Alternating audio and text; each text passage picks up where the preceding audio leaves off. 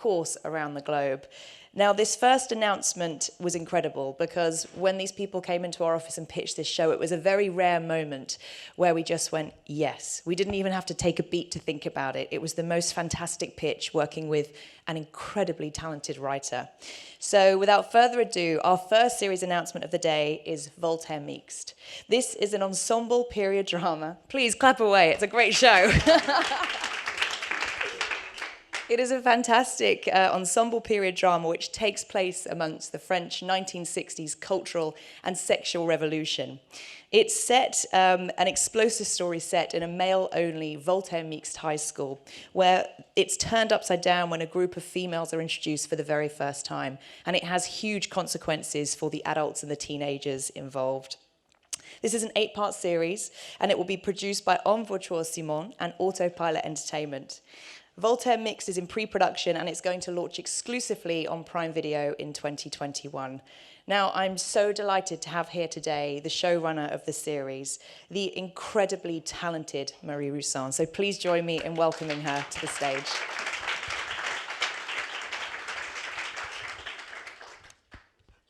I hope. Or this might be a very boring Q&A. Bear with us for one moment, thank you.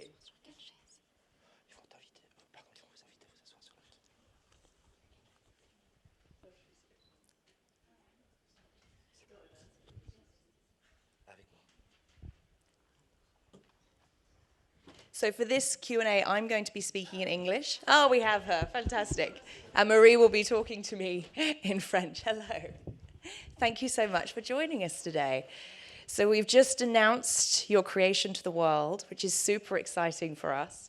But this is actually a really personal story to you. So before we dive into the detail, I'd love you to tell these guys a bit about how you thought about this show and why it's so personal to you. Alors en fait, ça a commencé quand je suis tombée sur un article sur le premier lycée de tout un département à devenir mixte au début des années 60. Et je me dis, on pourrait faire vraiment une série géniale avec ça. Et puis je travaillais sur autre chose, et donc je passe à autre chose, et puis j'y reviens, et j'y reviens, et j'y reviens, ce qui est généralement un signe qu'il y a quelque chose. Je commence à faire des recherches, et je suis très surprise par ce que j'apprends à ce moment-là sur l'histoire des débuts de la mixité scolaire en France. Par exemple, je m'attendais naïvement à ce que tout le monde attende impatiemment la mixité, et je découvre que et les garçons et les filles étaient pour la plupart très mécontents que ça arrive. Et puis, je commence à réfléchir à cet univers, aux personnages que je pourrais mettre en avant pour écrire cette histoire.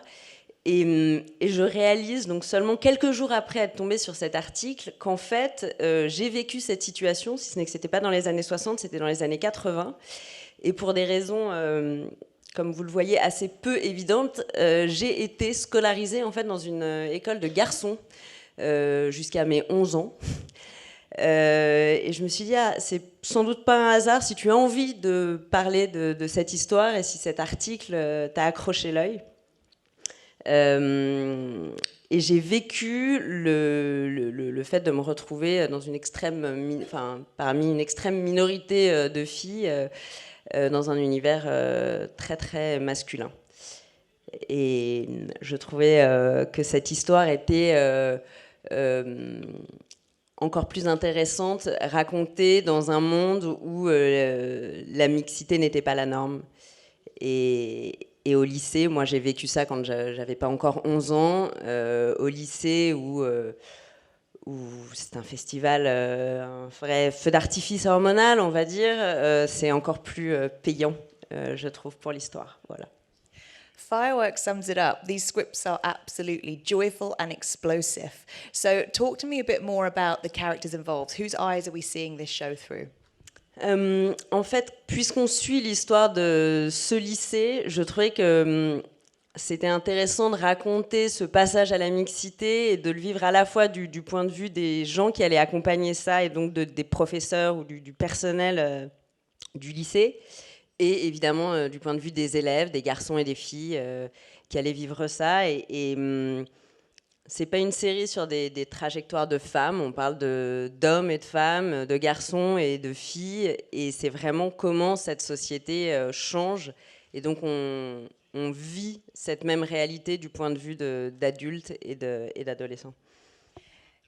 And it's interesting because you talk about setting this in the 60s, and that obviously brings up a very specific French subject in terms of the birth of contemporary society here. Why did you choose to set it in the 60s, and what do you think are those parallels to then and now that we're currently going through? Alors en fait, il se trouve que la génération, enfin les jeunes qui sont entrés en classe de seconde en septembre 63, pour ceux qui n'ont pas redoublé, le redoublement était un grand sujet à l'époque, se retrouvaient en mai 68 en deuxième année de fac. Et ça m'a intéressé de suivre cette génération qui traverse les années entre la fin de la guerre d'Algérie et mai 68, parce que ce sont les années où où s'est façonnée une nouvelle société française et une société que les jeunes ont changé. Et je trouve qu'il y a une vitalité là-dedans, un élan, une énergie, une envie de faire bouger les choses qui me fait penser à ce qui se passe aujourd'hui. Et je trouvais ça intéressant de suivre cette jeunesse à ce moment-là. Voilà.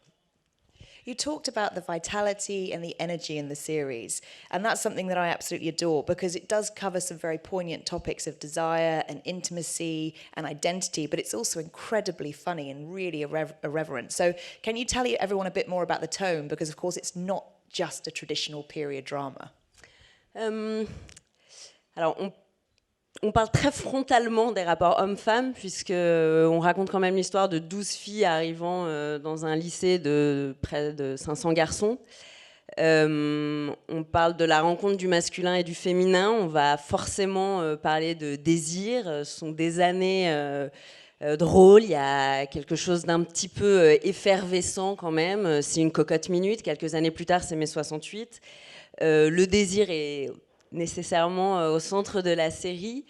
Ce que je trouve amusant quand il y a une sorte de courant général comme ça, et là en l'occurrence générationnel, c'est aussi d'avoir des personnages qui sont à contre-courant et dans un mouvement qui va être un mouvement de libération du désir, d'avoir par exemple, alors je ne veux pas trop entrer dans les détails des personnages, d'autant plus qu'ils sont nombreux, c'est une série chorale, mais on a par exemple un personnage qui est lui en difficulté intime avec le désir et sa trajectoire va faire écho un petit peu à la trajectoire d'une génération, alors même que lui est très mal à l'aise avec tout ce qui est intime et notamment le désir.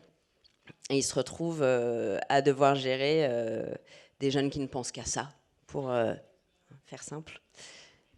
Voilà. And when you first started to think about this series and pitching it out across France, why was it that Amazon was an interesting home for you?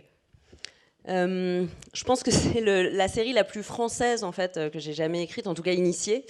C'est l'histoire de la mixité dans les années 60 dans une France qui est je trouve que travailler avec Amazon, avec en fait des étrangers, nous ramène aussi à notre particularité française. J'aime me rappeler qu'on est un pays de jouisseurs, parce que c'est le cas. Et donc, pour ça, c'est assez formidable d'avoir ce regard, de se dire oui, mais à force d'être entre nous, on peut perdre de vue en fait nos spécificités.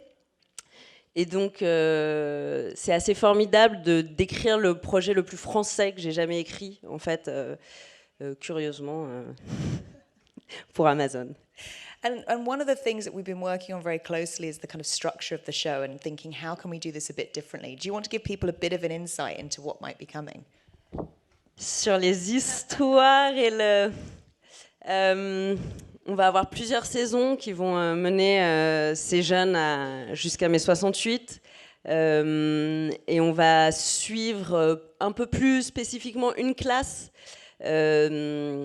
avec quelques garçons de cette classe et les 3 seules filles de cette classe. Et on va suivre un surveillant général, une infirmière de lycée, parce que l'infirmerie est un lieu clé, n'est-ce pas? Nous avons tous séché beaucoup de cours et passé beaucoup de temps à faire semblant d'avoir mal à la tête ou mal au ventre pour éviter d'aller passer des examens, par exemple.